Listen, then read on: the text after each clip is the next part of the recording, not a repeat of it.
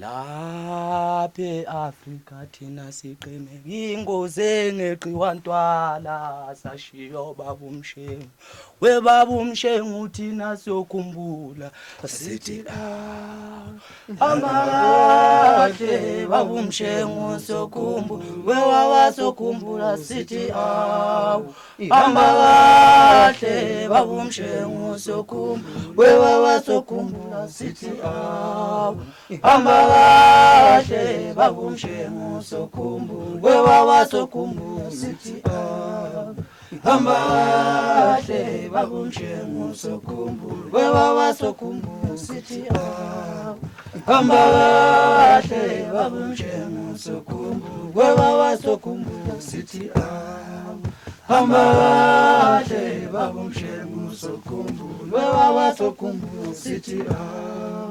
amakahle baba Mshengu sokhumbula we wawasokhumbula sithi amakahle baba Mshengu sokhumbula we wawasokhumbula sithi amakahle baba Mshengu sokhumbula we wawasokhumbula sithi amakahle baba Mshengu sokhumbula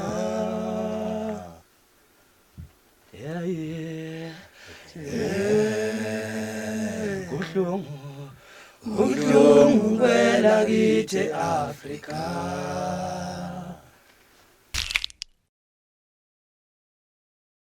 Obingelelayo uBhotho okwangobese emnambithi. Bafowethu ngithi angidlulise amazwi nje enduduzo kuwo wonke umhlaba nokudabuka enhlizweni yami. Ngokudlula kababa uMshengu. Ngithi umhlaba wonke nje awududuzeke abomndeni belale ngenxeba ngisho nasemazweni angaphandle ngoba kuyaziwa ukuthi ubaba uMshengu ube indoda enamagalelo amakhulu kakhulu emhlabeni azephumele ngaphandle komhlaba. So ngithi South Africa nje iqemeke ingozi engeqiwantwala. Bafowethu sicela nje nilale ngenxeba bafowethu okwasemhlabeni. Ubaba uMshengu usebenzela umhlaba asimbeke ehlale yikhawu ehlale simkhumbula njalo nje. Siyabonga bafowethu futhi awubeke nawo. Sanibonani nonke. Cebo lonibingelelayo akahlabisa isibongo AMAGEZA AMAHLE. Udlulisa ukudabuka kakhulu ngobaba uMshengu. Usebenzela umhlaba ukwenzile bese kufanele. Engathi indlela yakhe ngaba yinhle. Ngiyabonga kakhulu.